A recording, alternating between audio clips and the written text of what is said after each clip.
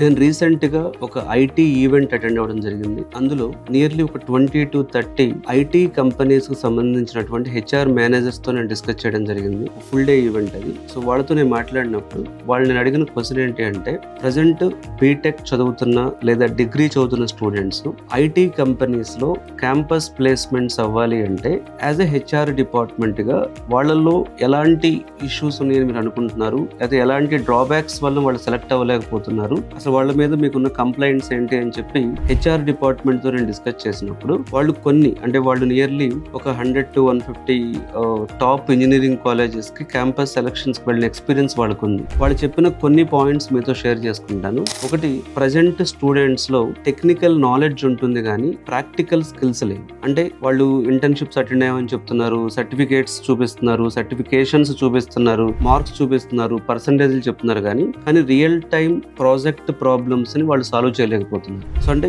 Technical గా కూడా knowledge ఉంటుంది, బట్ అది ప్రాజెక్ట్ లో ఎలా ఇంప్లిమెంట్ చేయాలో వాళ్ళకి తెలియటం లేదు. ఇది ఫస్ట్. సెకండ్, మేబీ రీజన్ ఏంటంటే వాళ్ళు ఎక్కువగా థియరీ హెవీ ఎడ్యుకేషన్ లో ఉండటం కానీ ఇలాంటి రీజన్స్ అయి ఉండొచ్చు. బట్ హెచ్ఆర్ ఎక్స్పెక్టేషన్స్ అక్కడ ఏమున్నాయి అంటే లైవ్ ప్రాజెక్ట్స్ మీద, రియల్ టైమ్ టూల్స్ మీద, ఇప్పుడు లేటెస్ట్ గా మార్కెట్ లోకి వచ్చిన టూల్స్ మీద ప్రాబ్లమ్ సాల్వింగ్ మైండ్ సెట్ ఉండాలని వాళ్ళు ఎక్స్పెక్ట్ చేస్తున్నారు. అలాగే వాళ్ళు చెప్పిన సెకండ్ పాయింట్ వచ్చేటప్పటికి కమ్యూనికేషన్ వెరీ పూర్. సో మంచి ప్రోగ్రామింగ్ చేస్తున్నాడు కానీ క్లయింట్ తో మాట్లాడే స్కిల్ ఉండట్లేదు. సో ఇప్పుడు వాళ్ళకి ఏం కావాలి, కోడింగ్ స్కిల్స్ ఉండాలి, కమ్యూనికేషన్ స్కిల్స్ రెండు ఉండాలి. కానీ కోడింగ్ ఉంటే కమ్యూనికేషన్ ఉండటం లేదు, కమ్యూనికేషన్ ఉంటే కోడింగ్ ఉండటం లేదు. మేబీ ఇంగ్లీష్ లో ఫియర్ కానీ, లేకపోతే పూర్ ఎక్స్ప్లెనేషన్ కానీ, ప్రజెంటేషన్ స్కిల్స్ వీక్ గా ఉండటం కానీ, దానివల్ల ఏమవుతుందంటే వాళ్ళకు క్లయింట్ ఫేసింగ్ రోల్స్ మిస్ అవుతుంది. సో కాబట్టి వాళ్ళ ఎక్స్పెక్టేషన్ ఏంటంటే కోడింగ్ ప్లస్ కమ్యూనికేషన్ ఉండాలి, మంచి ప్రజెంటేషన్ స్కిల్స్ ఉండాలి అనేది అక్కడ ఎక్స్పెక్టేషన్. సో థర్డ్ది వాళ్ళు చెప్పిన ఇంకొక ప్రాబ్లం ఏంటి అంటే యాటిట్యూడ్ ప్రాబ్లం. అయితే స్టూడెంట్స్ ఓవర్ కాన్ఫిడెన్స్ గానే ఉంటున్నారు, లేదా అండర్ కాన్ఫిడెన్స్ గానే ఉంటున్నారు. ఫర్ ఎగ్జాంపుల్, కొంతమంది ఏమో నాకు అన్ని వచ్చని, కొంతమంది ఏమో నాకు ఏమీ రాదని చెప్పి ఇలా ఓవర్ కాన్ఫిడెన్స్ గా ఉంటున్నారు. బట్ వాళ్ళకి కావాల్సింది ఏంటి అంటే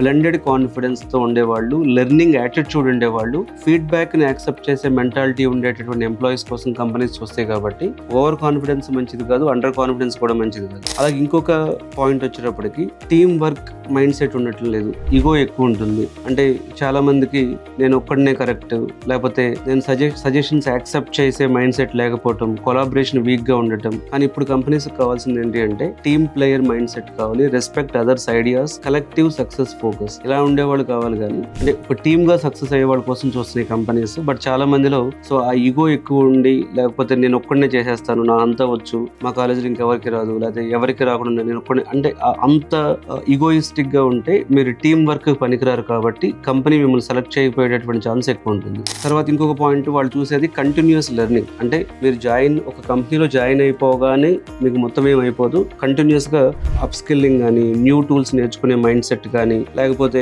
కొత్త టెక్నాలజీ అప్గ్రేడ్ చేసుకునే మైండ్ సెట్ ఉన్న వాళ్ళ కోసం వాళ్ళు చూస్తున్నారు. కానీ అలాంటి వాళ్ళు కూడా దొరకట్లేదు మా కాలేజెస్ లో అనేది ఒక కంప్లైంట్. సో ఇంకొకటి హెచ్ఆర్ సైడ్ నుంచి వచ్చిన కంప్లైంట్ ఏంటి అంటే శాలరీ ఎక్స్పెక్టేషన్ అనేది చాలా అన్రియలిస్టిక్ గా ఉంటుంది. అంటే స్కిల్స్ ఉండవు కానీ salary expectation 50 lakh per annum కావాలి. అది ఇంటర్న్షిప్ చేసిన ఎక్స్పీరియన్స్ ఉండదు కానీ డైరెక్ట్ గా నాకు ఆన్ సైట్ రోల్ కావాలి, ఇండియాలో చేయను నేను. సో కంపెనీస్ చెప్పేది ఏంటి అంటే, సో స్కిల్ అనేది శాలరీని డిసైడ్ చేస్తుంది. సో అంతేగాని ఎవరో కొంతమందికి వచ్చి ఏం చెప్పి స్కిల్ లేకుండా శాలరీ ప్యాకేజ్ అనేవి డిసైడ్ అవ్వవు. సో కాబట్టి స్కిల్ కి ప్యాకేజ్ కి లింక్ అయి ఉంటుంది అనేది వాళ్ళు చెప్పే పాయింట్.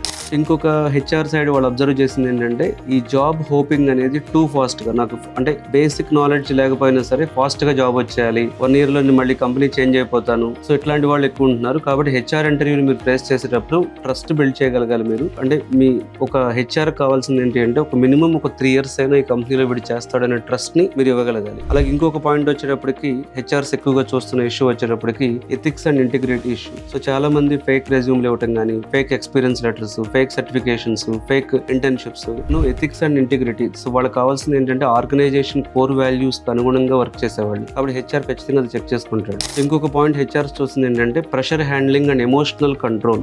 చాలా మందిలో వీక్ ఎమోషనల్ కంట్రోల్ ఉండటం కానీ, చిన్న చిన్న ప్రెషర్ కి బ్రేక్ డౌన్ అయిపోవటం, లేకపోతే మేనేజర్ ఇచ్చే ఫీడ్బ్యాక్ అప్సెట్ అయిపోవటం, లేకపోతే ఫ్లెక్సిబుల్ నైట్ షిఫ్ట్స్ లో వర్క్ చేయండి, లేదా వేరే లొకేషన్కి వెళ్ళమంటే వెళ్ళే మైండ్ సెట్ లేకపోవడం, stress management, emotional maturity, professional behaviour చూస్తున్నారు వాళ్ళు. సో నిజం చెప్పాలి అంటే హెచ్ఆర్ ఎక్స్పెక్టేషన్స్ నాకు అర్థమైంది ఏంటంటే వాళ్ళకి కావాల్సిన ఇంజనీర్స్ మాత్రమే కాదు, they want professional engineers. So HR ఎప్పుడు కూడా ఒక కంపెనీకి కావాల్సిన ఇంజనీర్స్ మాత్రమే కాదు, ప్రొఫెషనల్ ఇంజనీర్స్. అంటే వాళ్ళకి స్కిల్ కావాలి. అంటే ప్రొఫెషనల్ ఇంజనీర్కి ఏముండాలి? స్కిల్ ఉండాలి, డిసిప్లైన్ ఉండాలి, కమ్యూనికేషన్ ఉండాలి, టీమ్ వర్క్ ఉండాలి, ఎథిక్స్ ఉండాలి, లెర్నింగ్ యాటిట్యూడ్ ఉండాలి. ఇవన్నీ కలిపితే సో వాళ్ళు మీకు మంచి ప్యాకేజ్ ఇస్తారు, వాళ్ళు సెలెక్ట్ చేస్తారు. సో హెచ్ఆర్ ఎక్స్పెక్టేషన్ సో ప్రకారం ఏంటంటే మీరు కాలేజ్లో టాపర్ అయి ఉండొచ్చు, కానీ ఆఫీస్లో మీ ప్రొఫెషనల్ బిహేవియర్ అనేది చాలా ఇంపార్టెంట్. సో వాళ్ళు చూస్తుంది మార్క్స్ మాత్రమే కాదు, ఒక ఎంప్లాయీగా తీసుకునేటప్పుడు మెచ్యూరిటీ కావాలి, డిగ్రీ మాత్రమే కాదు, డిసిప్లైన్ కావాలి, నాలెడ్జ్ మాత్రమే కాదు, బిహేవియర్ ఉండాలి. సో మీరు ఒక టిపికల్ టాప్ ఇంజనీర్గా మాత్రమే కాకుండా ఒక ప్రొఫెషనల్ ఇంజనీర్గా కానీ ఉండగలిగితే సో డెఫినెట్గా ఐటీ కంపెనీస్కి మీకు అంటే మల్టిపుల్ ఐటీ కంపెనీస్లో మీకు అవకాశం వచ్చేటువంటి ఛాన్స్ ఉంది.